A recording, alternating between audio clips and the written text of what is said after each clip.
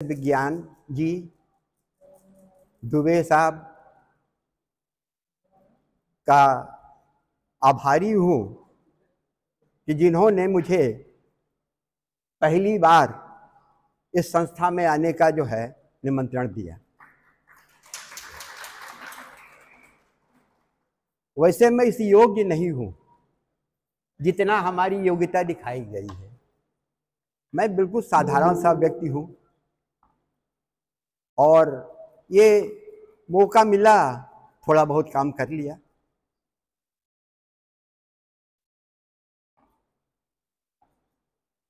जो खास बात मैं आज आपसे डिस्कस करूंगा, मुझे लगता है कि मैं आपसे हिंदी इंग्लिश दोनों में बात कर सकता हूं। I hope you will be agree with my view because there are some students who are not going to understand my English. क्योंकि ये मुझे टाइटल तब मिली थी जब मैं सन 77 में विपिन बिहारी में पढ़ाने आया था। क्योंकि हमारा जो जीवन रहा है कारण अकारण इंग्लिश मीडियम में ही रहा है। हाई स्कूल पास करने के बाद मेरे घर वालों ने मुझे इलाहाबाद भेज दिया। इलाहाबाद भेजा तो मुझे ऐसे संस्था में एडमिशन मिला, जमुना क्रिश्चियन इंटर कॉलेज। तो वहाँ सभी इंग्लिश मीडियम में पढ़ाई होती थी। फिर ग्रेजुएशन करने का मौका मिला तो Ewing Christian college, which is the best college in Allahabad still. फिर इलाहाबाद विश्वविद्यालय चला गया। पीएचडी करने के बाद मुझे झांसी आने का मौका मिला और एक बहुत अच्छे कॉलेज में मौका मिला। I am thankful to the Jhansi कि मुझे इतना अच्छा कॉलेज मिला। वहाँ विद्यार्थियों को मैंने पढ़ाया पहला क्लास, तो लोगों ने आके रिपोर्ट किया मेरे हेड से, साहब ये कहाँ ऑक्सफोर्ड से पढ़ के आए हैं, ये तो हिंदी बोलते ही नहीं है। तो हमारे हेड साहब मिस्टर तिवारी साहब थे, उन्होंने हमसे कहा, भाई अशोक ये इलाहाबाद नहीं है, यहाँ के बच्चे सब लोकल भाषा जानते हैं या थोड़ी बहुत अंग्रेजी जानते हैं, तो कृपा करके आप ऐसा पढ़ाइए कि इन बच्चों के समझ में आ जाए। तो मुझे महसूस हुआ ऐसे पढ़ाने से क्या फायदा। आप बताएं, नहीं आ रही क्या? हाँ, हमारी आवाज काफी होगी मैं समझता हूँ। क्यों? Being a teacher my voice is so clear. ये सब कभी लेके मैंने किया नहीं है कुछ।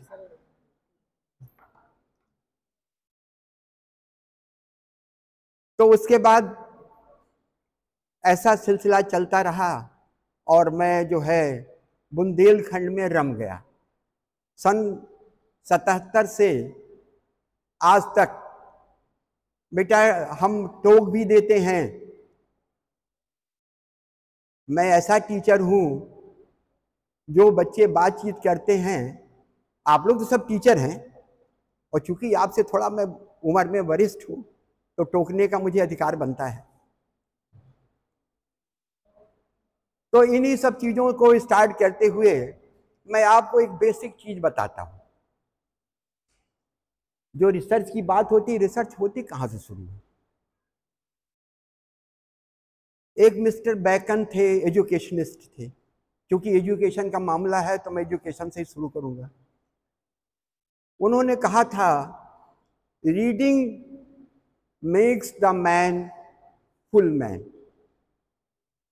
Readings make the man makes the full man, conference make the ready man, and the writing makes the exact man. ये तीनों चीज आप याद रखिए, अभी काम आएगा आगे, क्योंकि मेरा लेक्चर एक दूसरे से लिंक होता है। अगर एक लेक्चर मिस कर गए तो दोबारा समझ में नहीं आता। तो इसके बाद देयर आर 3 वर्ड्स। एक वर्ड होता है डिस्कवरी, आपने नाम सुना होगा। दूसरा होता है इन्वेंशन और तीसरा होता है research. There are 3 words. Discovery means the things which exist and you have not traced so far. ऐसी कोई चीज जो मौजूद तो है मगर उसका आपने खोजा नहीं है। तो आपके बेस्ट एग्जाम्पल हैं, आपने क्योंकि मिस्टर,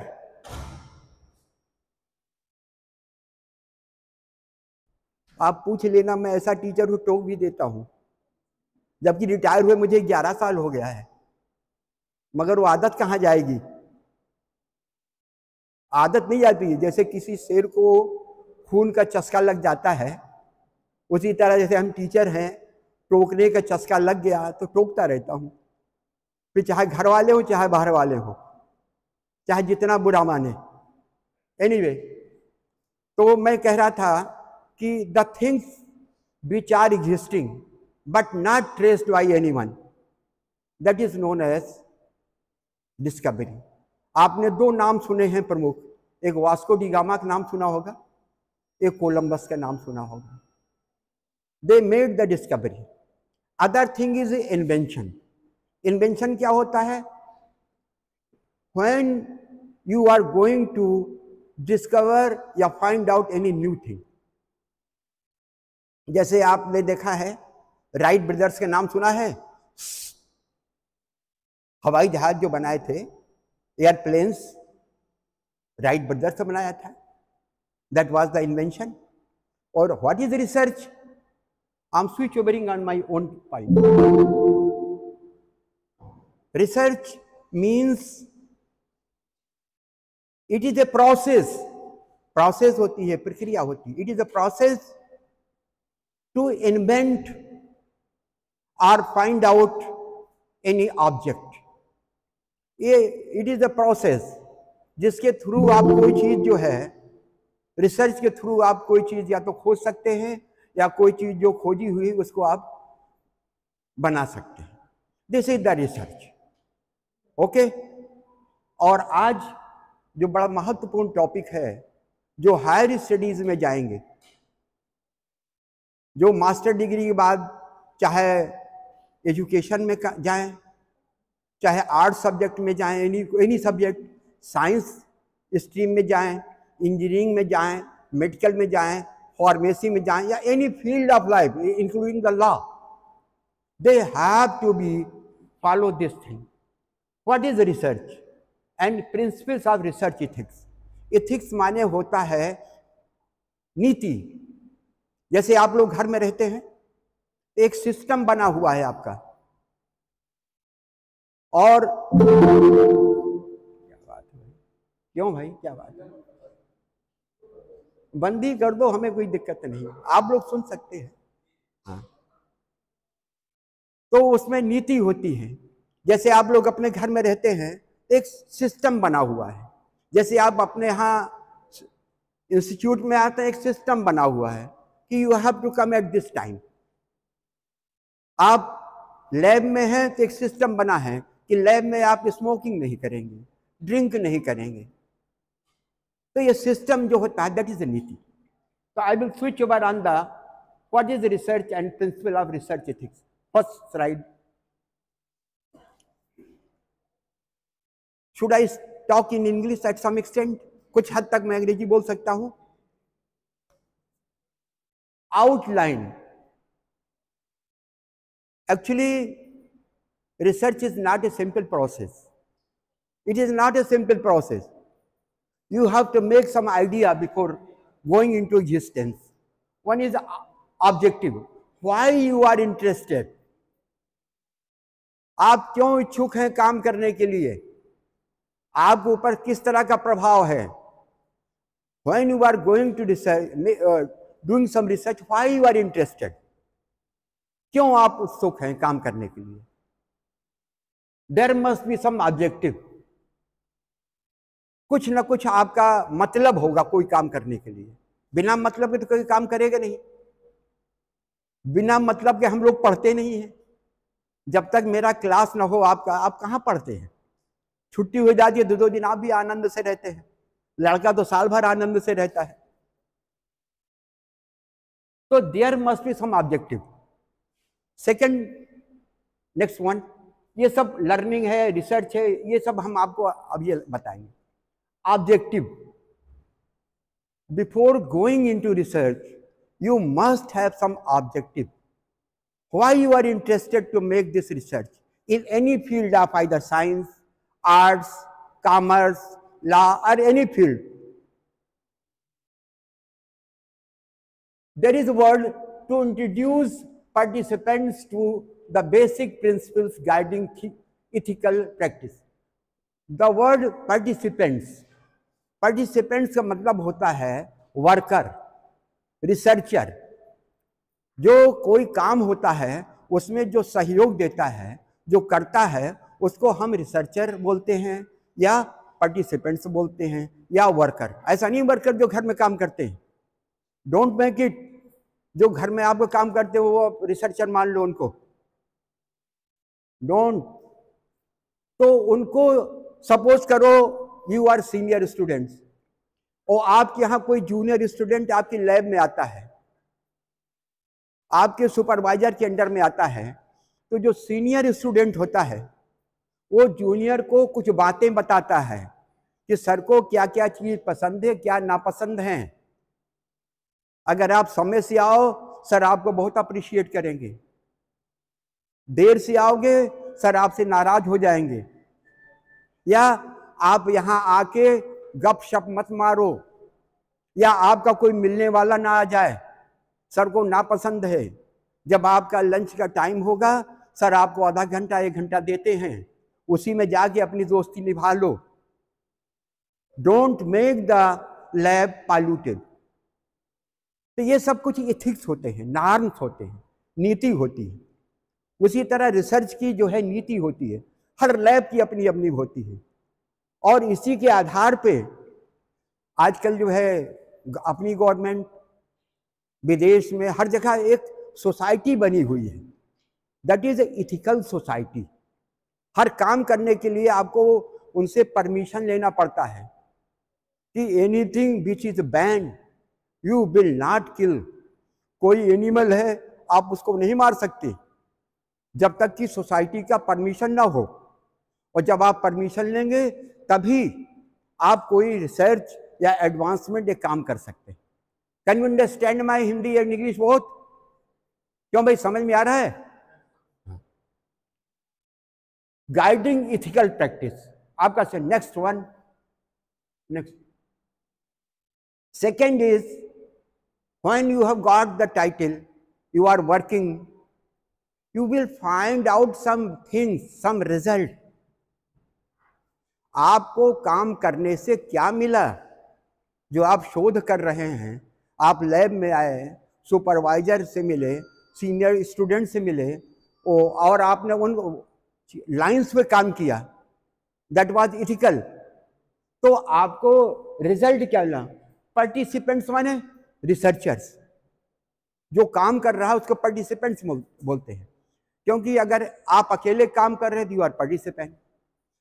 एक लैब में बहुत से लड़के काम करते हैं एक सुपरवाइजर के अंडर में, और कभी कभी प्रोजेक्ट होता है, प्रोजेक्ट में बहुत से स्टूडेंट काम करते हैं, इवन द इंटरडिसिप्लिनरी होता है, कोई फिजिक्स का है, कोई केमिस्ट्री का है, कोई एग्रीकल्चर का है, कोई इन्वायरमेंटल साइंस का है, they all are named as participants. The participants understand principles guiding research conduct. अभी जो आपके सीनियर ने आपको बताया, participants able to make reason decision about step taken in conducting scientific research. The person who is making the research, he has more idea, he can take step which is right, which is wrong. Research means there is nothing in between, either इस पार या उस पार, बीच का नहीं, approximate कुछ नहीं होता उसमें, या तो हाँ होता है या ना होता है। ये डिसीजन कौन लेता है? पार्टिसिपेंट्स। पार्टिसिपेंट्स कौन है? The person who is working on any topic of any thing, any subject. Next one, what is a research? The main point is what is the research? अभी हमने अपना लेक्चर स्टार्ट किया था तो आपको full man, ready man, exact man बताया था। तो रिसर्च वही कर सकता है जो एग्जैक्ट मैन हो, जिसमें निर्णय लेने की क्षमता हो। सब नहीं रिसर्च कर सकते, सबका एटीट्यूड नहीं होता। किसी को खाना बनाने में इंटरेस्ट है, किसी को बैंक में नौकरी करने की इंटरेस्ट है, किसी को घूमने में इंटरेस्ट है। आपका एटीट्यूड क्या है? In which you are dedicated, for what you are meant. जबरदस्ती रिसर्च, हाई स्कूल पास किया, इंटर कर लिया, इंटर किया बीएससी कर लिया, बीएससी किया एमएससी किया, एमएससी के बाद पीएचडी कर लिया। कैसे कर लिया? शॉर्टकट कर लिया। ना आपको पता ना सुपरवाइजर को पता है, सब हो गया पीएचडी। ये what is research? Exact person कौन होगा? जिसको रीडिंग भी आती हो। ट्राई टू अंडरस्टैंड मीन, खास बात है। The person who knows the reading, the person who can spoke well during the conference, that is his ready man. And the person who can write, the exact person can do the research only. वो बाकी तो सब थोपे जाते हैं। घर वालों ने कहा कि हमारा ये है तो ऐसा कर लो, ऐसा कर लो, ऐसा नहीं होता है। ऐसा जो होता है वो फैब्रिकेटेड होता है, फॉल्स होता है। You have no intention, no idea, but you have come. अरे I have seen such a person, they have got the PhD but they don't not know how PhD is written. इस भूमंडल में, भूमंडल माने यही अपने बुंदेलखंड में ही हमने देखे हैं, क्योंकि हमारा यहाँ 77 से साबका है। 77 से मैं लोगों को जानता हूँ कि पीएचडी हो गए, पीएचडी लिख नहीं पा रहे हैं। तो यू मस्ट बी, अभी बताएंगे आपको, ईमानदार होना बहुत जरूरी है। जो भी काम करो आपको डिसीजन लेने की क्षमता होनी चाहिए। वर्ड है ह्यूमन एक्टिविटी। ह्यूमन एक्टिविटी करें कौन? हम, आप। एग्जैक्ट पर्सन, जो एग्जैक्ट व्यक्ति होगा वही क्या कहे? Activity based on intellectual application in the investigation of matter. जो भी आप काम कर रहे हैं उसमें आपको एग्जैक्टनेस होना चाहिए, सही होना चाहिए, हाँ या नहीं का निर्णय होना चाहिए। दूसरा है the primary purpose for applied research is discovering. आपने कोई चीज खोजी, इंटरप्रेट किया, उसके बारे में बताया, and the development of methods and system for the advancement of human knowledge on wide variety of scientific matters our word on the universe. आप जो भी काम कर रहे हैं उसमें आपको इंटरेस्ट होना चाहिए। बिना इंटरेस्ट के सब गड़बड़ हो जाएगा। तीसरा, research can use the scientific method. एक तो ये तरीका है, जैसे आपको यहां से वहां जाना हो, सदर बाजार। सदर बाजार जानते हैं आप लोग? देखा है सबने सदर बाजार? एक तरीका तो ये हो सकता है कि आप यहां से जाएं, मेडिकल कॉलेज जाएं, मेडिकल कॉलेज से आप आगे बढ़ें, बस स्टेशन मिलेगा, वहीं से लेफ्ट साइड में गली गई है रोड, मिलिट्रीज होते हुए आप चले जाएं। एक तरीका ये होता है आप यहाँ से चले जाएं, वहाँ नंदन, वहाँ क्या कहते हैं, सखी हनुमान जी, फिर सीपरी जाएं, सीपरी से उधर आ जाएं। इस तरह का मन। मगर साइंटिफिक ये होगा which takes time less and give the most appropriate result. जो सही में ईमानदारी का काम है, जो कम समय में ज्यादा अच्छा रिजल्ट दे, वो साइंटिफिक मेथड का काम। साइंटिफिक मेथड आप अपने घर में रोज यूज कर रहे हैं। सिस्टमेटिक, साइंस माने सिस्टमेटिक। जैसे आपका घर है, you have your own house, उसमें आपका बेडरूम है, स्टडी रूम है, किचन है, बाथरूम है। बाथरूम में तो आप यूटेंसिल्स तो नहीं रखते, खाना बनाने के बर्तन, और खाना किचन में आप वो तो नहीं रखते बाथरूम वाला सब सामान आप। तो ये क्या है? सिस्टमेटिक है, वही विज्ञान है, वही साइंस है।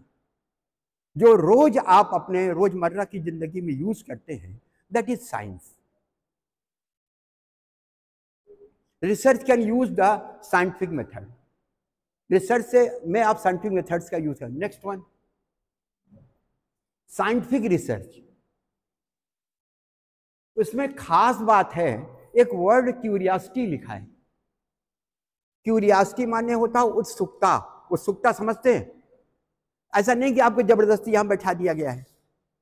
अगर आपको उत्सुकता होगी कि भाई कोई बुजुर्ग आदमी आए हैं, बहुत पुराने हैं, कुछ तो आता होगा, वो हो सकता है आपको कोई ऐसी चीज बता जो आपको फायदेमंद हो। अगर आपको उत्सुकता है, release on the application of the scientific method harnessing of the curiosity. जो आपकी उत्सुकता को इंक्रीज करता है वो साइंटिफिक मेथड होता है। दूसरा है, it provide scientific information, information भी देता है, and theories for the explanation of the nature and the properties of the world around us. विज्ञान के द्वारा, साइंस के द्वारा, मेथड से ही आप मालूम कर सकते हैं कि कौन सी चीज कहाँ कैसे है। Next, it makes practical application possible. इसके द्वारा जो है प्रैक्टिकली आप काम कर सकते हैं। Scientific research is funded by, देखिए जो रिसर्च होती है वो कई लोग उसको फंड करते हैं। फंड माने पैसा देना, फाइनेंस करना। एक तो ये हो सकता है कि आपको, जैसे यूजीसी का नाम सुना है, university grants commission, department of science and technology DST, CSIR council of scientific industrial research. इसके अलावा और बहुत सी है, स्टैटिस्टिकल, ये वो सब। एक एजेंसी ये हो सकती है। दूसरी एजेंसी होती है कि चैरिटेबल एजेंसीज, जो दान करते हैं। दान समझते हैं? दान करते हैं मगर आपसे कोई आशा नहीं करते हैं। बहुत सी ऐसी एजेंसीज हैं, जैसे जो आप शंकर नेत्रालय वगैरह का नाम सुना होगा आपने। ये लेग्स वगैरह बनाते हैं, जयपुर के हैं। मतलब ऑल ओवर वर्ल्ड इस तरह की एजेंसीज हैं जो आपको काम करने के लिए पैसा फाइनेंस करते हैं, मगर आपसे बदले में सिर्फ समोसा चाहते हैं, कुछ नहीं चाहते। That is charitable. और दूसरे प्राइवेट ग्रुप्स, जैसे आपने देखा होगा जितने डॉक्टर्स हैं सबके जगह लिखा एंड रिसर्च लिखा रहता है। आपने कोई ध्यान दिया होगा उनके पर्चे में, वो दवा लिखते हैं, मतलब ये काम करते हैं and research. It is advised he might be keeping some person for the findings they are getting in the hospital. It may be possible और may not, they are keeping और नॉट, आई डोंट नो। तो ये है, ये तीन तरह के लोग होते हैं। नेक्स्ट देखिए, दो तरह की रिसर्च होती है।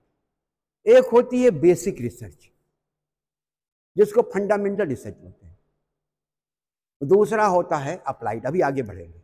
बेसिक रिसर्च ये होता है कि जैसे आपको कहीं जाना है, आप गए और ये देखिए कि इस स्कूल में कितने बच्चे हैं, प्राइमरी में कितने बच्चे हैं, और प्राइमरी बच्चों का पोषण कैसे है, एजुकेशन कैसी है, उनका रहने का तरीका कैसा है। एक रिसर्च तो ये होती है। अगर आप इसको और एडवांस गए, मतलब उसी में विज्ञान में चले गए, तो उसमें होता है जैसे आप कोई रिसर्च कर रहे हो, हम पैरासाइट या परजीवी निकाल रहे हैं, वो परजीवी उसके इंटेस्टाइन से निकल रहा है, कितना निकल रहा है, जो परजीवी निकल रहा है उसके बारे में अध्ययन करते हैं। एक्सटर्नली, इंटरनली नहीं, एक्सटर्नली अध्ययन करते हैं, बाह्य रूप से। जो हम बाह्य रूप से अध्ययन कर रहे हैं, that is the basic science. अगर उसी में हम मॉडिफिकेशन कर लें, जैसे हमें कोई परजीवी मिला या कोई एनिमल मिला, तो अगर उसके हम क्या करें, उसकी कोशिका में चले जाएं। सेल, आपने कोशिका का नाम सुना होगा, सेल का। सेल में डिफरेंट ऑर्गन होते हैं, जैसे न्यूक्लियस हो गया आपका, और भी माइटोकॉन्ड्रिया हो गया, लाइसोसोम हो गया, ये सब हो गए। उनको देखा, उसके बाद उसका हमने और बारीकी से किया, उस न्यूक्लियस में कितने क्रोमोसोम हैं, वो क्रोमोसोम का कॉन्स्टिट्यूशन कैसे है, उसमें कौन कौन से चीजें पाई जाती हैं। अगर इस क्रोमोसोम को दूसरे क्रोमोसोम से क्रॉस करा दिया गया तब क्या रिजल्ट मिलेगा। This is the advance one. अभी बताएं। नेक्स्ट वन,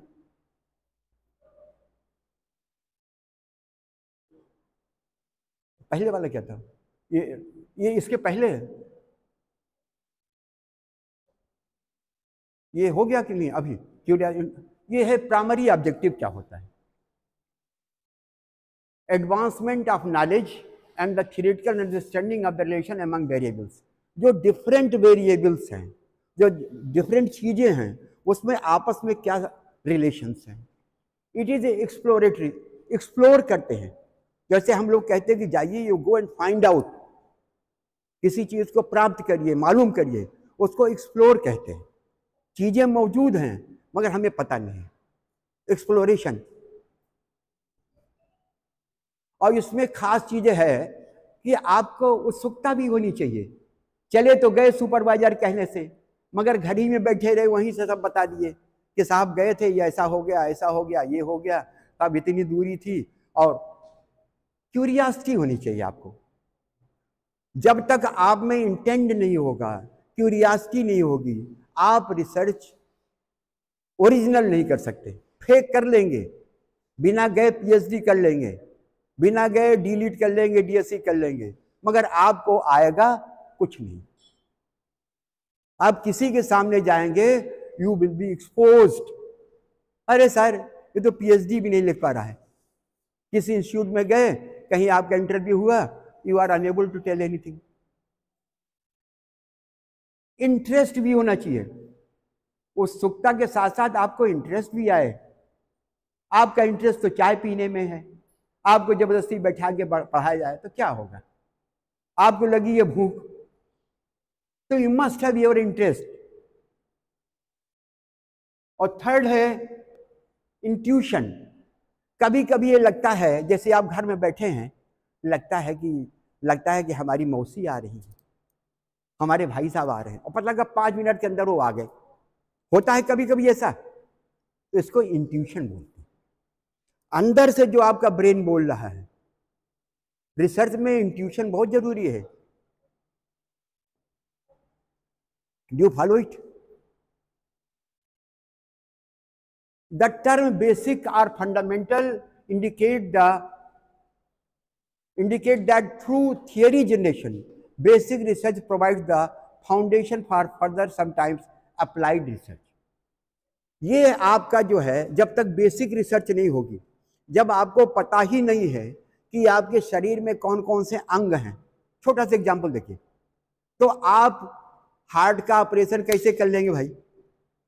जब आपको पता ही नहीं कि आपके शरीर में हार्ट है, तो हार्ट का ऑपरेशन कैसे कर लेंगे?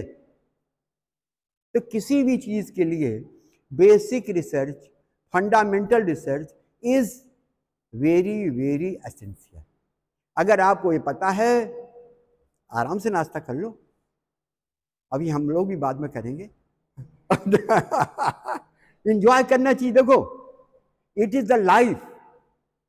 जितना हंस के इंजॉय करोगे, उतना चीजें समझ में आती है। और आप इसको एज ए स्ट्रेस ले रहे हो कि डायरेक्टर साहब ने कहा है बैठना है, तो मजा नहीं आएगा।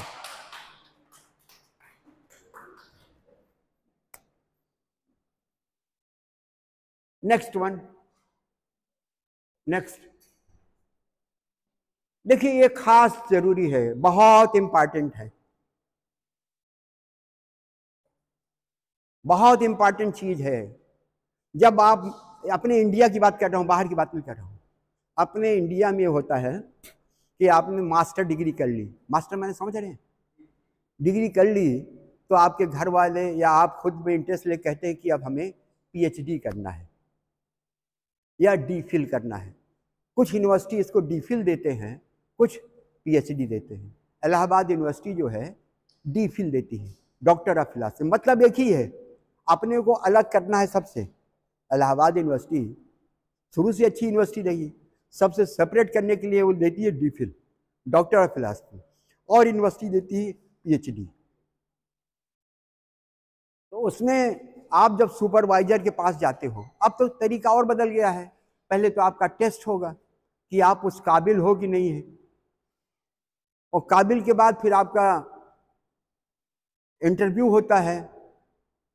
इंटरव्यू के बाद आप सिलेक्ट होते हैं कि आप क्या करने जा रहे हैं। तो फर्स्ट चीज होता है, first and foremost thing is that formation of the topic. किसी एक विषय पर नहीं रिसर्च की जाती है। जैसे आप कहें कि हम फिजिक्स में रिसर्च करेंगे, फिजिक्स में नहीं होगा। आप लाइट लेंगे, साउंड लेंगे, हीट लेंगे, केमिस्ट्री है, फिजिकल केमिस्ट्री है, इनऑर्गेनिक है, ऑर्गेनिक है, एनालिटिकल है। फार्मेसी में आपके अलग हैं, एजुकेशन में अलग हैं, जूलॉजी में अलग हैं, बॉटनी में अलग हैं। तो हम एक जिसमें मेरा इंटरेस्ट है, जैसे हमें अच्छा लगता है कि हम अमीबा पे काम करें या परजीवी पे काम करें या किसी पे करेंगे, तो I will discuss with my supervisor या गाइड बोलते हैं, गाइड बोलते हैं ना, यहाँ गाइड से रूबरू वो करते हैं, बातचीत करते हैं, सर मुझे इन कामों में इंटरेस्ट है। तो सुपरवाइजर या गाइड आपकी मदद से फिर वो टॉपिक चूज करता है जिसपे आपको अन्वेषण करना, वो क्या करना है, अनुसंधान करना है। अनुसंधान समझते हैं, रिसर्च। मरा कहीं से पढ़ा है अनुसंधान, मैंने वर्ड निकाला, पहले हमें नहीं आता था, आपके लिए पढ़ा है। अनुसंधान लिखा रहता है, अनुसंधान केंद्र, रिसर्च सेंटर। तो अनुसंधान, तो उसके लिए आपको जो एक विषय लेना पड़ता है, एक टॉपिक लेना पड़ता है। तो word is formation of the topic. क्या करते हैं, formation of the topic. Clear? कोई भी एक टॉपिक पर आप अपना शोध जो है निश्चित करते हैं, जिससे बाद में शोध ग्रंथ बनता है ना। दूसरा है हाइपोथेसिस। हाइपोथेसिस के जानते हैं मतलब क्या होता है, कि what you are going to extract from the things which you have chosen. जो आपने चुना है उसमें आपको क्या क्या मिलने की संभावनाएं हैं, that is hypothesis. Third is conceptual definition. एक कंसेप्ट होता है, कंसेप्ट के हिसाब से उसकी परिभाषित किया जाता है। जैसे कंसेप्ट है 1 + 1 = 2, यही तो होता है कंसेप्ट। और हमें दूसरा है, ये तो कंसेप्ट, दूसरा है operational hypothesis, operational definition. Operation माने you are going something in it, कुछ और तरीके से हमें दो निकालना है। एक तरीका ये हो सकता है कि हम कर दें 1 - 2 और +2 + 1, इसके बाद भी रिजल्ट 2 ही निकलेगा, but you have operated your energy, that is known as operational definition. Gathering of data. कहीं भी आप जाते हैं, कहीं भी आप जाते हैं तो ये ध्यान रखते हैं कि जो चीज़ आप काम कर रहे हैं उसको आप एक डायरी बनाते हैं, एक डायरी रखते हैं, पेन रखते हैं कि हमने अपनी यात्रा कैसे स्टार्ट की और हमें जैसे चले गए, मोड चले गए, हमें वहाँ क्या क्या चीज़ें मिली, क्या हमें लोगों ने मदद किया, क्या हमें हिंड्रेंस आई। मतलब दोनों पार्ट आप देखिए, पॉजिटिव पार्ट और निगेटिव पार्ट दोनों देखिए, तब आप कोई चीज़ पा सकते हैं। Gathering of data. और जो आपने डेटा प्राप्त किया है उसको फिर एनालाइज किया जाता है स्टैटिस्टिकल मेथड से। आपने स्टैटिक्स पढ़ी होगी, जैसे मीन है, मोड है, मीडियन है, काई स्क्वायर टेस्ट है, टी टेस्ट है, बहुत से टेस्ट हैं, हाइपोथेसिस है, उसके द्वारा हम टेस्ट करते हैं। और टेस्ट करने के बाद क्या होता है, रिवाइजिंग ऑफ हाइपोथेसिस।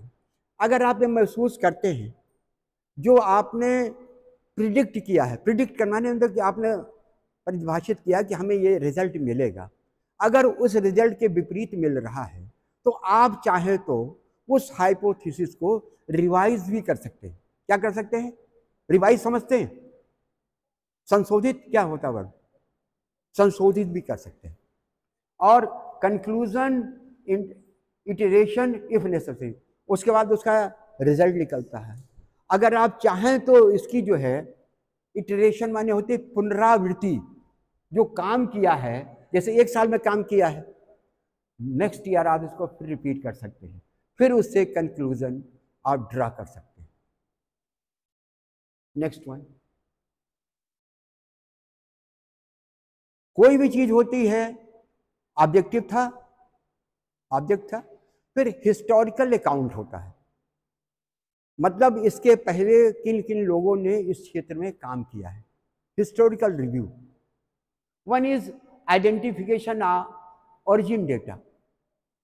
सपोज करो when you have working on any animal, किसी जंतु पर आप काम कर रहे हैं, तो you have to find out is this animal was researched or make in existence in which and which year, किस समय और कहाँ से ये जो हम काम कर रहे हैं इसको किसने ओरिजिनेट किया था, उसकी डेट लिखनी पड़ेगी। Origin, date of origin, what is identification of origin data. Evidence of localization, आपको एविडेंस देना पड़ेगा, प्रूफ देना पड़ेगा कि आपने कहाँ से इसको लोकेट किया है, कहाँ से इसको प्राप्त किया है। ये रिसर्च होता है, ये नहीं कि दो लोग आए, बाय बाय ले लिए, चले गए, नमस्कार हो गया। जो ईमानदारी बात है, एविडेंस देना पड़ेगा। It is suppose to be, ऐसा नहीं, जो कितना डिफिकल्ट काम है। You have to prove evidence of localization. Third is recognition of authorship. जिन्होंने काम किया है, are they done or not, जिनका नाम लिखा हुआ है क्या वास्तव में उन्होंने काम किया है कि नहीं। ऑथर माने लिखने वाला, जिसने काम किया है वो क्या सही सही किया है कि नहीं किया है, क्या किया है। और analysis of data, analysis of data तो आप करेंगे ही। आइडेंटिफिकेशन ऑफ इंटीग्रिटी, कहते हैं आपकी इंटीग्रिटी डाउटफुल है। इंटीग्रिटी समझते हैं, गरिमा, आपकी बात में सत्यता नहीं है, इंटीग्रिटी डाउटफुल है, तब आप जो है क्वेश्चन मार्क में आ जाते हैं। इंटीग्रिटी जो है, आइडेंटिटी मतलब जो ये है उसको आइडेंटिफाई करना पड़ता है। Second is attribution of credibility, और आपकी क्रेडिट क्या है, आप इस योग्य हैं कि आपकी बात को माना जाए। क्या you are a good researcher, आप क्या इस योग्य हैं। जब आप पेपर छपवाते हैं, आपके पेपर के साथ आपके सुपरवाइजर का नाम जाता है, और जो भी जर्नल होता है वो देखता है कि ये आया कहाँ से है। ये पता लगा डॉक्टर आदित्य नारायण का है, तो पता लगा आदित्य नारायण के साथ और कौन है, तो वो भी नाम देखता है। और कुछ दिन बाद डॉक्टर आदित्य नारायण खुद ही ऐसे हो जाते हैं, उन्हें किसी की जरूरत नहीं पड़ेगी, क्योंकि इनकी क्रेडिट बन जाती है समाज में।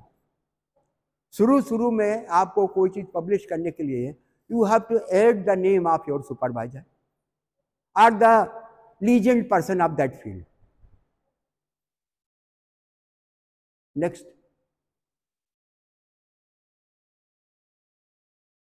रिसर्च मेथड, तरीका होता है काम करने का। आप वैसे काम नहीं, रिसर्च मेथड होते हैं।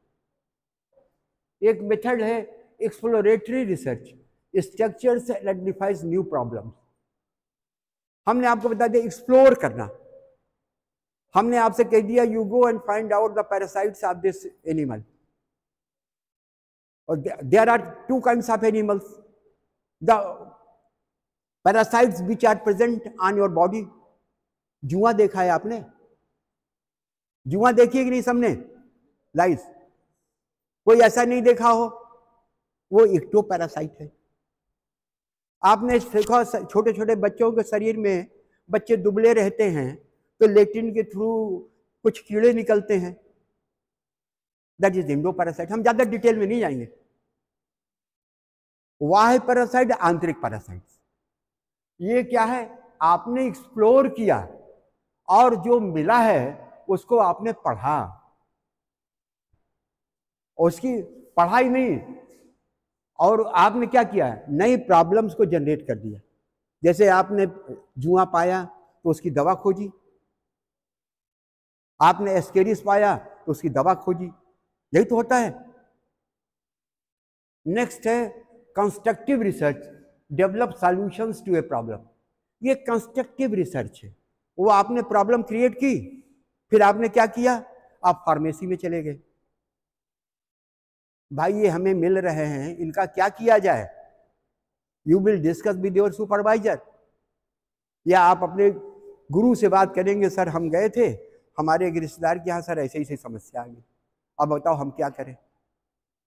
तो that is named as constructive research, develops solution to a problem. आप अपने सुपरवाइजर गाइड से बात कर रहे हैं। तीसरा है इंपीरिकल रिसर्च। इंपीरिकल का मतलब है एक्सपेरिमेंटल,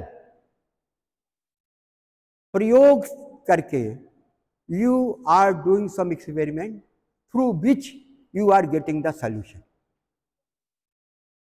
हमें पता लग गया हाइड्रोजन और ऑक्सीजन मिला के पानी ही बनेगा।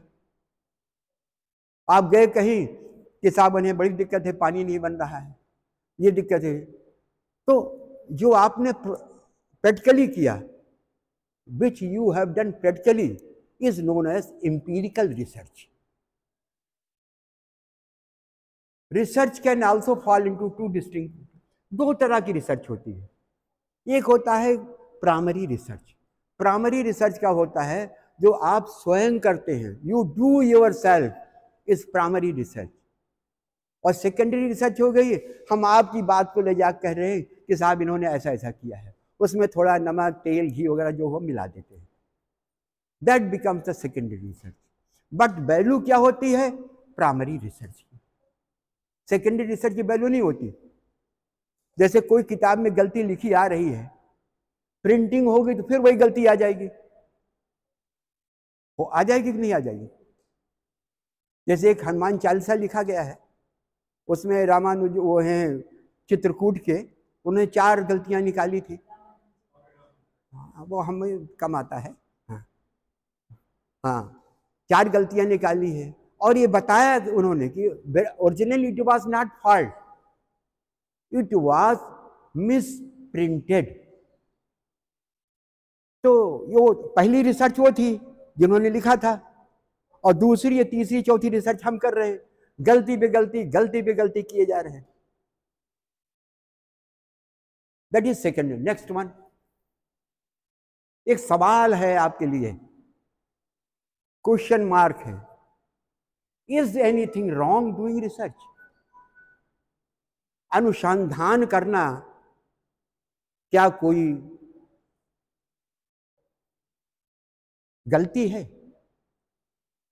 कोई चीज जो एग्जिस्ट नहीं कर रही है या कोई चीज एग्जिस्ट कर रही है, उसके बारे में हम आपको डिटेल में बताने की कोशिश कर रहे हैं। हम माने आप ऑल, हम अकेले नहीं हैं, हम सब बिरादरी के लोग हैं इसमें। हमारी बिरादरी रिसर्च वाली है, जाति वाली बिरादरी नहीं है। Is anything wrong doing research? क्या शोध करना या कोई अच्छी चीज बताना या कोई गलत चीज बताना, जैसे कोई चीज गलत बताना, कोई गलती है? आई थिंक हमें करना चाहिए रिसर्च, तभी तो हम आगे बढ़ेंगे, किसी से टक्कर ले सकते हैं। या तो धर्म में ही लड़ते रह जाएं, या तो धर्म में ही लड़ते जाएं, उससे तो कुछ मिलने वाला नहीं वाला है। जब तक हम कुछ करेंगे नहीं तो हम अमेरिका, चाइना, जापान कैसे compete कर पाएंगे? कर पाएंगे? नेक्स्ट वन देखिए, कुछ एजेंसीज थी, एजेंसीज जापान की और कहीं की फीजर की, जो नॉर्म बनाया रिसर्च के लिए। कुछ नॉर्म होते हैं, ऐसा नहीं कि आप ऐसे करते चले जाओ, बहुत तकलीफ हो जाए किसी को। अभी हम आगे डिस्कस करेंगे। नेक्स्ट, कंसर्न क्या है? जैसे कोई कहते हैं कि भैया ये खरीद लिए यार, बड़ी तकलीफ हो गई। आपके मकान बगल में किसी ने प्लाट खरीद लिया और वो उसका पानी आपके घर में आ रहा है, आप बड़े कंसर्न रहते हैं, यार देखो दीवार बना लिए, पानी आ रहा है। होता है ऐसा कि नहीं? ये कहीं लिखा नहीं है। ये आप जितना एग्जाम्पल सेल्फ सेट से करेंगे आपको बड़ा आनंद आएगा। तो कंसर्न है, क्या चीज है? Disturbing stories about routine use in research without consent of. जैसे आप कोई काम कर रहे हैं, you are doing something in the lab और इन द हॉस्पिटल और एनी प्लेस, तो उससे किसी को डिस्टर्ब नहीं होना चाहिए। आप किसी को तकलीफ मत दें। आप अपनी रिसर्च करें, अपने पास रखें भाई साहब। ये नहीं कि आप पड़ोसी को रिसर्च में तकलीफ दें, अपने दूसरे पार्टिसिपेंट को दे दे, अपने सुपरवाइजर को दे दे, अपने घर वालों को दे दे, या पड़ोसी दे, किसी को नहीं। लिखा हुआ डिस्टर्बिंग, ये क्या है? ये इथिक्स है। Disturbing stories about routine use in research without consent of. जैसे कोई अस्पताल में आपके एडमिट हो गया, आपने उसको एडमिट कर लिया, उसकी पूरी कहानी आपने बना ली और आपने अपने रिसर्च पेपर में या कहीं डाल देते हैं कि फला श्रीवास्तव जी आए थे, उनको बुखार था, उनको कैंसर हो गया और इनको ये है। अरे भाई, बिना हमसे पूछे आप क्यों दे रहे हो? ये रिसर्च इथिक्स के विपरीत है। Without the consent of the person concern you can't give any detail to any agency. आप तो अपने रिसर्च पेपर छापने के चक्कर में दे दिए कि हमने रिपोर्ट कर दिया, मगर जिसका है उससे भी तो पूछ लो, उससे रिटन परमिशन तो ले लो। उसी तरह देखिए, जैसे पेशेंट का रिकॉर्ड का है, जब तक कोई एजेंसी आपसे पूछे कौन कौन है पेशेंट, क्या हुआ, एक होता है prenatal screening samples. Birth के बिफोर कोई बर्थ होता है बच्चों का, उसको प्री नेटल बोलते हैं। उसके सैंपल्स को आप स्क्रीन कर रहे हैं विदाउट देयर परमिशन, ये सब चीजें। थर्ड है टिश्यू कलेक्टेड फॉर ट्रीटमेंट। जैसे कैंसर वगैरह होता है, उसमें बायोप्सी होती है। बायोप्सी में आप टिश्यू निकालते हैं, तो आप उसको पेशेंट को बताइए, तो व्यक्ति कंसर्न को बताइए ना। और डिसेप्शन, आप धोखाधड़ी ना करें। डिसेप्शन अरे धोखाधड़ी, ये इथिक्स बोलता है, ये रिसर्च का इथिक्स बोलता है कि आपको धोखाधड़ी नहीं करना चाहिए। नेक्स्ट वन, ये दीज आर द, अब डिटेल और नहीं जाएंगे, आपको बहुत देर हो जाएगी ज़्यादा। ये एजेंसीज हैं जहां इथिकल सोसाइटी बनी हुई। इथिकल सोसाइटी समझते हैं? कोई भी काम करने से पहले, ये अलग अलग विदेश के कंट्रीज हैं, वहां ये सोसाइटीज बनी हैं, उनके थ्रू आप पता लगा सकते हैं कि आप ये काम कर सकते हैं नहीं कर सकते। These are the different societies in the world. आगे बढ़े बेटा। नेक्स्ट,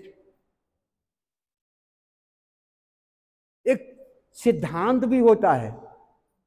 हर व्यक्ति का सिद्धांत होता है, वो दिन में कितने कप चाय पिएगा, कितना पानी पिएगा, कि नहीं होता है कि सुबह शाम ही चाय पिएगा। ये सबके लिए है भाई, ऐसा थोड़ा कि बच्चों के लिए है। It is for all. इसके पहले अच्छा principle, respect for human dignity. आपकी कोई डिग्निटी होती है ना, डिग्निटी की हिंदी क्या होती है? थोड़ा विश्वसनीयता। रिस्पेक्ट फॉर, जो हम लोग हैं ह्यूमन बीइंग, आपस में विश्वसनीयता होनी चाहिए। आप रिसर्च तो कर रहे हैं, हमने बता दिया कि हमें 4 आम मिले हैं, आप कह रहे नहीं सर आप कुछ तो छिपा रहे हो। जब तक रिसर्च में विश्वसनीयता नहीं होगी, आपकी रिसर्च इज फेक, इलीगल, जिसकी कोई वैल्यू नहीं। विश्वसनीयता। दूसरा है बेनिफिशियंस स्लैश नॉन वेजन, ऐसा जिनको लाभ मिलता हो, बेनिफिशियंस है। और ऐसे लोग जिनको हम कोई हार्म ना करते हो, नॉन बेनिफिशियंस है। इन सब पर बहुत ध्यान रखना पड़ता है। कौन से लोग हमारे हितकारी हैं, कौन से लोग हमारी मदद कर रहे हैं, कौन से लोग हमें जो है मदद नहीं कर रहे हैं। जो आप रिकॉर्ड बनाते हो, अभी हम बताएंगे लास्ट में, तीसरा है यूटिलिटी। ये आप जो काम कर रहे हो, जो आप शोध कर रहे हो, इसका प्रयोग कहाँ होना है? सिर्फ पीएचडी और नौकरी, यही तो होता है ना। ईमानदारी की बात यही है ना। पीएचडी कर लोगे यार, थोड़ा सा डिग्री कॉलेज मिल जाएगी, थोड़ा और कर लोगे कहीं और मिल जाएगा। इसकी यूटिलिटी क्या है? समाज को आप क्या दे रहे हैं? ह्यूमन बीइंग को क्या दे रहे हैं? एक दूसरे को क्या दे रहे हैं? यूटिलिटी माने उपयोगिता क्या है इसकी? उपयोगिता समझ रहे हैं आप लोग सब? जो आप शोध कर रहे हैं, अनुसंधान कर रहे हैं, इसका यूज कहाँ है भाई?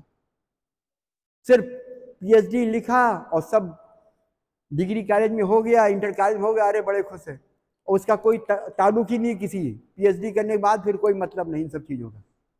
और जस्टिस, जो भी काम करें न्याय संगत करें। न्याय संगत समझते हैं?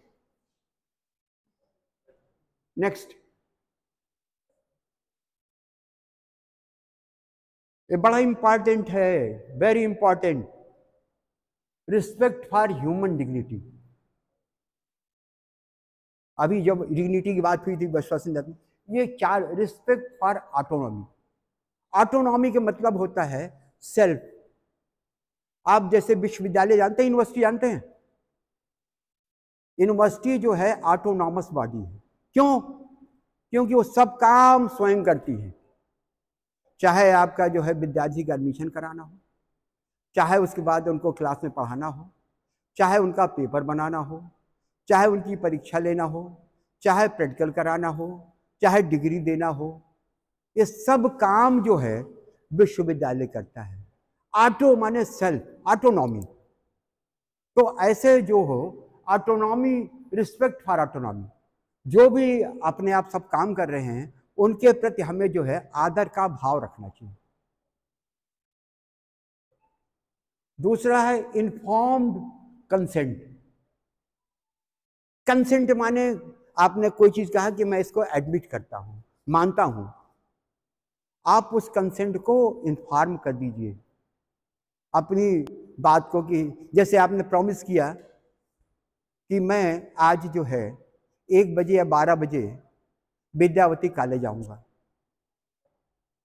तो ये मेरी ड्यूटी थी कि मैं प्रिंसिपल महोदया को इन्फॉर्म करता।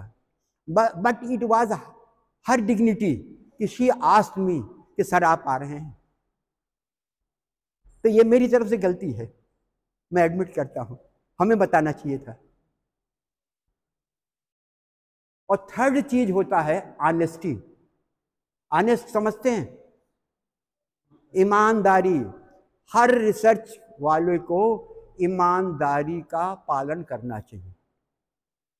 जो ईमानदार व्यक्ति है वही ओरिजिनल रिसर्च कर सकता है, बाकी तो रिसर्च सब करते हैं, पीएचडी सब करते हैं, हायर एजुकेशन में सब जाते हैं, कोई फल फूल जाता है और कुछ मेहनत से फल फूलता है। जो ईमानदारी से काम किया उसको टाइम लगता है, जिसने ईमानदारी से काम किया है उसको टाइम लगता है। जो हवाबाजी में किए रहते हैं उनके रिसोर्सेज होते हैं, संसाधन होते हैं, अभी बात करेंगे हम, वो जल्दी निकल जाते हैं। फिर रिस्पेक्ट फॉर प्राइवेसी। जो एकांत, जैसे लैब में है, लैब में बहुत से एनिमल रखे होते हैं, जैसे केज होता है, अगर आपकी किसी से दोस्ती है तब तो ठीक है, जरा से दुश्मनी हुई आपके जो है एनिमल निकाल के उसको सैक्रिफाइस कर देता है या उड़ा देता है, उड़ा देता है ना। चूहा आपने पाल रखा है, चूहा ही खोल दिया, अरे पता नहीं सर क्या कैसे चला गया, आप तो गए लैब में काम करने, वो पता गया चूहा ही नहीं है, किस पे काम करोगे? तो उसमें प्राइवेसी बहुत है, बहुत रिस्पेक्ट करना चाहिए प्राइवेसी का, चाहे घर में भी हो, बाहर भी हो, लैब में भी हो। हम क्या करते हैं, जब किसी घर जाते हैं तो नॉक करते हैं, या किसी के टीचर है, मैं आई गेट इन सर, जब वो परमिट करता है तब तो हम उसके रूम में जाते हैं। हो सकता है कुछ काम कर रहा हो, अभी हमें 5-10 मिनट ना एडमिट करें, इंटरटेन करें। तो ये सब चीजें इथिक्स में आती हैं। रिसर्च इथिक्स है, और खास बात है फेयर रिक्रूटमेंट प्रोसीजर। अगर आप किसी भी संस्थान में या कहीं भी रिसर्च इंस्टीट्यूट में अच्छे व्यक्ति को अपॉइंट करेंगे, अच्छा व्यक्ति आप समझ सकते हैं, या किसी सोर्स वाले को करेंगे, दोनों में अंतर हो जाएगा। क्योंकि आप उसको फॉलो अप करते हैं कि इस व्यक्ति ने, जिसको हमने अपॉइंटमेंट दिया है, क्या ये उचित काम कर रहा है कि नहीं कर रहा है, जो मैंने उससे कहा था वो काम कर रहा है कि नहीं कर रहा है। आना है 10 बजे, वो 11 बजे चला आ रहा है। क्यों? कि वो कहाँ श्रीवास्तव साहब गए क्या? वो डायरेक्टर साहब का आदमी है, वो प्रिंसिपल साहब का आदमी है, ये फला का आदमी है, ये मैनेजमेंट का आदमी है। और जिसका कोई व्यक्ति नहीं है वो ईमानदारी से टाइम से आएगा। उसी तरह रिसर्च में जो है फेयर रिक्रूटमेंट प्रोसीजर, हम बड़े बड़े प्रोजेक्ट रखते हैं रिसर्च में, शोध में, अनुसंधान में, बड़े बड़े डिपार्टमेंट ऑफ साइंस से, यूजीसी से, अलग अलग प्रोजेक्ट मिलते हैं। उसमें ऐसे ही व्यक्तियों को आप रखिए जो आपका रिसर्च का काम कर सके ईमानदारी से। कोलैबोरेटिव रिसर्च, अभी जो बता रहा था कि एक प्रोजेक्ट में एक ही व्यक्ति नहीं होता, 10-12 व्यक्ति भी हो सकते हैं। वो कोलैबोरेशन से काम होता है। किसी को किसी काम में दे, साइंस वाला वो फिजिक्स का दे दिया, किसी को केमिस्ट्री का दे दिया, किसी को इन्वायरमेंट का दिया, किसी को और में दे दिया, सब अलग मिला के कोलैबोरेशन से काम होता है। उसका बहुत ध्यान रखना। नेक्स्ट देखिए, अब टाइम कुछ ज़्यादा हो रहा है, मुझे लग रहा है भूख भी लग रही लोगों को, मैं समराइज कर रहा हूँ। देखिए, एक ये रिसर्च जर्नल होता है, ब्रिटिश मेडिकल जर्नल 2320 पेज का है। इन्होंने कहा था consumer involvement in research in essential. दो चीजें होती हैं, एक जो उसका फायदा उठाता, कंज्यूम करता है। कंज्यूम, हम जैसे कोई चीज कंज्यूम करें, खाते हैं, तो लिखा हुआ है consumer involvement will greatly enhance the overall relevance of clinical research. Clinical मतलब जो डॉक्टर लोग करते हैं। It will ensure that the most fruitful research questions are addressed and the most appropriate outcome measured used, thus maximizing the potential for the result to be relevant and beneficial to research consumers. Furthermore, it should be lead to a more efficient use of resources. मतलब जो आप research करो, जिनके लिए research कर रहे हैं, उनको तो कम से कम फायदा दे। Next, ends means subject and object. There is a danger of reducing research. जो बड़े बड़े हम लोग रिसर्च करते हैं उसको अब हम धीरे धीरे छोटे छोटे रिसर्च में तोड़ दे रहे हैं, वो अच्छी चीज नहीं है। नेक्स्ट, एक बहुत इंपॉर्टेंट है, we aware of the humanity in each person. जितने हम सब लोग बैठे हैं, आप में मानवता होना बहुत जरूरी है। आप जागरूक रहिए। वी अवेयर माने जागरूक होना, मानवता के प्रति आप जागरूक रहिए। चाहे आप समाज में रहें, चाहे संस्थान में रहें, चाहे इंडिया में रहें, चाहे विदेश में रहें, चाहे रिसर्च फील्ड में रहें, मानवता अगर आपके पास है, आप कोई काम करा सकते हैं। आप लड़के किसी से कोई काम नहीं करा सकते। जैसे हमें आपसे काम कराना है तो मैं आपके पास से कहूँगा, अरे आपने मेरा काम नहीं किया, तो करना होगा भी तो नहीं करेंगे। अगर आपके पास मैं जाके कहूँगा, सर थोड़ी सी आपसे मदद चाहते हैं, प्लीज़ हेल्प मी, ऐसे ऐसे चक्कर में हम फंस गए हैं, surely you will help me if you can. अगर आप मदद करने के उसमें पोजीशन में, तब जरूर मदद करेंगे। तो यही वर्ड है, be aware of the humanity in each person. मानवता होनी चाहिए सभी व्यक्ति में, चाहे वो रिसर्च कर रहा हो ना कर रहा हो, मानवता होनी चाहिए। एक दूसरे के पेन समझने की इच्छा शक्ति होनी चाहिए। Treat person as ends in themselves and never solely as means ends. आप ये ना समझे कि ये खत्म हो गया है, खत्म से भी फर्स्ट होता है। एक दो एंड हैं आपके, राइट एंड लेफ्ट, यहां से स्टार्ट लेफ्ट और लेफ्ट से स्टार्ट है, तो ये चलता रहता है। इंक्लूड्स, इसमें क्या होती है? आपकी ऑनेस्टी, ईमानदारी और कंसेंट। कोई भी रिसर्च में ईमानदारी और कंसेंट की बहुत ज्यादा आवश्यकता है। नेक्स्ट,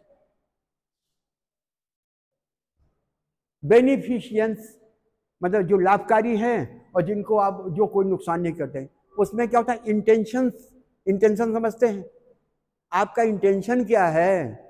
आप मेरे घर आए हैं, आपका क्या इंटेंशन है? चाय पानी पीने का, कुछ और खाने वाने का भी है? किसी के घर में कोई पहुंच जाए तो ये इंटेंशन होता है। जैसे कुछ लोग, जैसे हम लोग शुरू में आए थे झांसी, तो चले जाते थे 5, 6, 7 बजे, तब तक नहीं आते जब तक वो खाना न खिला दे। तो समझ जाता था हम लोग का इंटेंशन कि खाना खाने अकेले रहते हैं। तो आपका इंटेंशन क्या है? चाय पानी तक है, या मिलने आए हैं, या कोई चीज कहने आए हैं? तो रिसर्च में कोई भी काम करने से पहले आपका इंटेंशन क्लियर होना चाहिए कि आप सही में काम करना चाहते हैं कि दिखावे वाला काम करना चाहते हैं। दूसरा है आउटकम्स। आपका जैसे इंटेंशंस होंगे उस हिसाब से आपको रिजल्ट मिलेगा। आउटकम्स और result. Balance the good of many with good of you. अधिकतर लोग इस वर्ल्ड में अच्छे हैं, बहुत 99% मैं कहता हूं कि लोग अच्छे हैं, 1-8% हैं। तो आप अपना जो गुड है, अच्छी चीजें हैं, जो फ्यू है, कुछ कम है, उसमें इन्वॉल्व कर लो, तो आपकी जो है ये रिसर्च चलती रहेगी। Next, utility. आप किन किन चीजों को, संसाधनों का प्रयोग कर सकते हैं? यूटिलिटी क्या है? उपयोगिता क्या है? Make best use of scarce resources. जो सीमित संसाधन हैं, लिमिटेड संसाधन समझते हैं? जैसे लैब में आपके पास अल्कोहल थोड़ा सा है तो थोड़े से ही काम चला लो, या ज्यादा है कोई मांग रहा है तो उसको दे दो। सीमित संसाधन से आप कितना ज्यादा फायदा ले सकते हैं, वो रिसर्च होती है। जैसे जुआड़ नहीं होता है, लोग कहते हैं हमने जुआड़ से जो है हैंडपंप ठीक कर लिया, या वो चला लिया, फला कर लिया। Make best use of scarce resource. सीमित संसाधनों से अच्छा से ज्यादा रिजल्ट लीजिए। Research participants are a valuable resource not to be exploited. ये आपके लिए है। जो आप पार्टिसिपेंट्स हैं, रिसर्चर्स हैं, सुपरवाइजर बहुत परेशान करता है, घर की सब्जी मंगवाता है, और छोटे बच्चे हैं, अच्छा 1 घंटा इन बच्चों को ही पढ़ा दो। और लड़का है, अरे भैया देखो हमारे कोई गेस्ट आ रहे हैं, इनको रिसीव कर लो। एक छोटा सा एग्जाम्पल बता, एक नॉर्मल होता है तो भैया सभी सुपरवाइजर से निवेदन है, उनको एक्सप्लॉइट मत करो, शोषण मत करो, रिसर्चर्स का, वर्कर का, पार्टिसिपेंट्स का। ये that comes under the humanity. Ensure value of the research question. आप जैसे फील्ड में गए हैं, आप रिसर्च कर रहे हैं, तो आपके मन में तरह तरह की क्वेश्चन मार्क आते हैं। तो उन क्वेश्चंस को आप अपने जो सुपरवाइजर है, गाइड है, उनसे आप डिस्कस करिए। Don't hesitate. जैसा डांटी तो देगा, उसको नहीं आएगा तो, या कुछ कह देंगे कि जरा देखो बाद में बताते हैं आपको। देयर आर क्वेश्चंस, आप क्लासरूम में भी सब देखते होंगे, लड़के तरह तरह के प्रश्न पूछते हैं। अगर हम डोमिनेटिंग है, तुम्हें अभी नहीं आता बैठो, या कुछ कहते हैं कि भाई देखो it is a good question, I will consult the library and tell you tomorrow. You must be like that. आप उस तरह से, जैसे कोई सवाल ना आता हो, सबको सब कुछ नहीं आता, ये तो मान के चलिए। तो हमें जो नहीं आता हम कह देंगे भाई देखो ये बड़ा अच्छा क्वेश्चन है, हमें कुछ याद नहीं आ रहा, कल हम आपको बता देंगे। ये तरीका होता है। A good researcher, good person. Ensure quality of method. जो मेथड आप यूज कर रहे हैं उसको सुनिश्चित करिए। Next,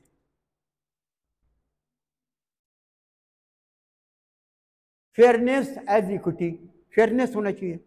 equal access to benefits, जो बेनिफिट दे रहे हैं समानता के साथ करिए, और अगर किसी के ऊपर बर्डन है वो भी समानता से बांट लीजिए। अगर पूरी लैब है, बेनिफिट दे रहे हैं तो अपने चारों स्टूडेंट को दीजिए। अगर किसी ने कोई गलती हो गई किसी से अनजाने में तो चारों में बांट दिए भाई, 100 रुपए का नुकसान हो सब 20-20 रुपया बांट लो। डिप्राइव्ड पॉपुलेशन, जो ऐसे लोग हैं जिनको उसका फायदा डिप्राइव्ड है, वो नहीं मिल पा रहा है, उन पर आप लोगों पर ध्यान दीजिए। ग्लोबल रिसर्च, आप अपने सीमित तक रिसर्च न रखिए अपना काम, it should be used by the all the peoples of the universe. उसका फायदा पूरे भूमंडल, पूरे संसार को मिलना चाहिए जो आपने रिसर्च की है। ये नहीं कि आपने कर लिया है, अरे रख लो, क्या करना, किसी और को पता नहीं होना चाहिए, ऐसा नहीं होना चाहिए। नेक्स्ट, अब जब आप चैलेंजिंग बैलेंस भी होता है, जस्टिस भी है, रिस्क भी है, कंसेंट हो। नेक्स्ट, अरे रिसर्च में जो है कुछ खामियां भी होती है, और इसमें लिखा है हाई रिस्क भी होता है रिसर्च में। कुछ लोग जोखिम उठा लेते हैं, रिसर्च में जोखिम भी होता है, तो कुछ लोग कम जोखिम उठाते हैं, कुछ ज़्यादा उठाते हैं। ज़्यादा वही उठाते हैं जिन्हें जोखिम उठाने की आदत होती है। नेक्स्ट, आगे बढ़ो। एक एक्सपेरिमेंटेशन 1973 का हुआ है, उसमें यही दिया गया है, ये जो है आप सर्जरी या ड्रग्स द्वारा जो है, सर्जरी शल्य चिकित्सा या ड्रग द्वारा जो है आप जो काम करते हैं, आप खुद ही उसका फायदा ना उठाइए, उसका फायदा लोगों को भी मिलना चाहिए, जबकि डॉक्टर्स लोग सब उसका फायदा अकेले उठा लेते हैं। नेक्स्ट, कितना रिस्क ले सकते हैं उस पर एक रिसर्च पेपर था इनका, ये स्प्रिंग सीएम कैनेडिस का 2004 में, इथिक्स पे, मेडिकल इथिक्स पे। नेक्स्ट, और फिर एक यम स्प्रिंग ने जो है पापा वर्थ पे कोट पे लिया था कि कितनी जो है चीजें आप एक्सेप्ट करेंगे, कितना नहीं करेंगे। नेक्स्ट, यही सेफ मैकेनिज्म, ये धोखा देना, ये सब चीजें हैं, मॉनिटर करना, ये सब करना है। Next, justice and the measurement of benefits and burden in research, ये सब चीजें होती हैं। Next, consideration that might affect the appropriateness of the involvement of some communities in research, ये 2002 का है। इसमें क्या चीज़ वल्नरेबल है, नुकसानदायक है, पॉवर्टी जो होती है उस पर ध्यान रखना पड़ता है रिसर्चर को, ह्यूमन राइट्स वायलेशन नहीं होना चाहिए, ये सब चीज़ें, डिस्क्रिमिनेशन नहीं करो, मेल फीमेल, लड़का लड़की वगैरह में डिस्क्रिमिनेशन नहीं करो। पुअर एक्सेस टू रिसोर्सेज, जो आपके रिसोर्सेज हैं कम से कम हैं, उस पर ज़रा ध्यान दीजिए, उसको कैसे बढ़ाया जाएगा। एजुकेशन, इन सब का रूट काज है एजुकेशन होना चाहिए, कोरेशन से कम नहीं होना चाहिए, लैक ऑफ ट्रस्ट नहीं होना चाहिए, थ्रेटनिंग नहीं होनी चाहिए इसमें। नेक्स्ट, ये खास बात है, लास्ट पे हम अपने पहुंच गए। रिसर्चर को क्या करना चाहिए, क्या नहीं करना चाहिए, ये बहुत इंपॉर्टेंट है। Does and does not of research ethics, research ethics के विरोध में क्या है और है क्या। पहला काम ये होता है कि जो रिसर्च काम करता है उसको ईमानदारी से अपनी एक डायरी मेंटेन करनी पड़ेगी, हमने क्या क्या किया है, कैसे किया है, कब किया है। Maintain good record of your research activity honestly, ये सब के लिए, any field of art, science, commerce, law, सब के लिए है। और क्या नहीं करना चाहिए, आप जो घर बैठे डेटा बना लेते हैं, यही घर में बैठे हैं, कॉलेज में बैठे हैं, आप गंगा जी स्नान कराते हैं, वहीं से गंगा में कौन कौन सी मछली मिली, उसमें कौन कौन सा एनिमल मिलता है, सब यहीं से कर दिया। वो कितने लोग गंगा स्नान करने गए, उनको क्या हो गया, कैसे हो गया। फैब्रिकेशन, मैनिपुलेशन और मिस रिप्रेजेंटेशन ऑफ डेटा, ये काम मत करिए। अगर आप you are a good researcher, घर बैठे काम न करिए, you go to the field, then you fill out. दूसरा है, अगर आप कोई शोध कर रहे हैं, इन्वेंशन कर रहे हैं, तो कहीं से आपको पैसे की आमद होगी, कोई सोर्स होता है, तो आप उस सोर्स को बताइए कि हमें पैसा कहाँ से मिला, और नहीं तो आप क्यों ये काम करना चाहते हैं। लिखा हुआ है, डिस्क्लोज फाइनेंशियल और पर्सनल इंटरेस्ट विच में अफेक्ट योर वर्क डायरेक्टली और इनडायरेक्टली, यही तो है। और क्या ना करें, जैसे आपने किसी एजेंसी ने आपको पैसा दे दिया, कोई भी एजेंसी, यूजीसी है, डीएसटी है, स्टेट गवर्नमेंट है, या कोई एजेंट दे दिया, तो आप घर बैठे यहीं से बैठे कि गंगा जी में इतने स्नान कर लिए, आज 13 तारीख इतने हुए, 12 तारीख के हो, या उसमें इतनी मछली पाई जा रही है, या वहाँ के लोग का सोशल इकोनॉमिक कंडीशन ये है, वहाँ के प्राइमरी स्कूल का ये है। उनको डिसीव ना करिए, do not deceive research sprayers, colleagues or ethical committee in giving data interpretation, peer review or personal decision। आप किसी भी एजेंसी को धोखा मत दीजिए, ये आपसे एक्सपेक्ट किया जाता है, if you are honest researcher. और तीसरा है, जैसे हम लोग लैब में काम करते हैं, कोई भी एनिमल लेते हैं तो उसको ये कहा जाता है, कहीं लिखा रहता है हैंडल विथ केयर, कहीं कहीं लिखा तो दुकानों पे लिखा होता है, कोई सामान को सहूलियत से। तो ये जो आप एनिमल पकड़ रहे हैं उनको बहुत सहूलियत से पकड़िए, हैंडल विथ केयर, क्योंकि वो भी तो एनिमल है ना, उनको भी उतना अधिकार है जितना आपको अधिकार है, और आपको वही हैंडल करने को मिलेगा ईमानदारी से जो इथिकल सोसाइटी आपको परमिट करती है। Treat animals with care and respect, and the word respect within ethical norms। एक है do not use external research data without permission। किसी का डेटा है, आपने शोध किया है, हम उसको हर जगह फिट कर दे रहे हैं। अरे हमसे पूछ तो लो भाई, जैसे किसी घर में पेड़ लगा है, कोई आया फूल तोड़ ले गया, अरे भाई जिसका पेड़ उससे पूछ तो लो। आज मेरे यहाँ एक आया, मैं बाहर बैठा था, वो कैंची वोची लेके आए थे पेड़ काटने का, एक डाली बाहर लटक रही थी, हस्बैंड वाइफ दोनों आए थे, स्कूटर से उतरे, हमने कहा भैया कौन आ रहा है, बैठे थे बाहर, देखा उतरे और काटने लगे। मैं तो समझा पहले फूल तोड़े हैं। आप सेड व्हाई और प्लकिंग द फ्लावर्स, हिंदी में बोले, कुछ नहीं बोली महिला। हस्बैंड अपने स्कूटर पर से बेचारे बैठे रहे, वो तो वैसे भी नहीं बोल सकते, कहीं वो अरे वो हमें थोड़ा सा, अरे हमने कहा आपको पूछना तो चाहिए, पूछ के आप लेते तो मानवता के नाते महिला थी, हमने कहा अच्छा आप काट लो। तो दिस इज, अगर उनको इथिक्स आती होती, किसी घर में जाते तो उससे परमिशन तो लेते कि मुझे ये चाहिए, और 99.9% आदमी आपको डिसएग्री नहीं करेगा। अगर आप किसी से पूछ लो, 99.9% मना नहीं करेगा अगर आपकी नीड जायज है। मगर वो आदत पड़ी है फूल तोड़ने की, डंडी काटने की, तो वो क्या होता है, कटर क्या होता है, वो कटर लेके आई थी, आप इमेजिन करो कब से इरादा बनाया होगा।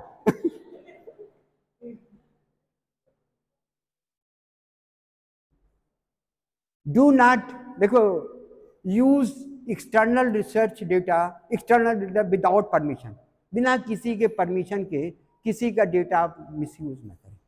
और लिखा है रिस्पेक्ट, ये खास बात है, all participants who are involve directly or not, आप उन सभी की इज्जत करिए, पार्टिसिपेंट्स की, जो आप कोलैबोरेटिव रिसर्च में हैं। ऐसा नहीं कि आपने ज्यादा काम किया उन्होंने कम किया, सब बराबर के हिस्सेदार होते हैं अगर कोलैबोरेटिव रिसर्च होती है, तो आप उनका आदर करना सीखिए, तब ये that comes under the ethical society, ethics में आता है।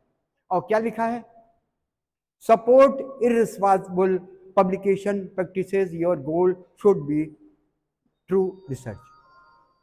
आप जो गलत रिसर्च किए हो किसी जर्नल में आप मत छपवाएं, क्योंकि उस रिसर्च जर्नल की भी बेइज्जती होगी, वो आपकी तो होनी है। इन्हीं शब्दों के साथ आई वेलकम, मैं अब वेलकम कर रहा हूं क्योंकि आपने अपना अमूल्य समय दिया है, और मुझे लगता है अगर हम लोग इसमें से 10-15% भी फॉलो करें, अभी can become a good researcher. Thank you very much.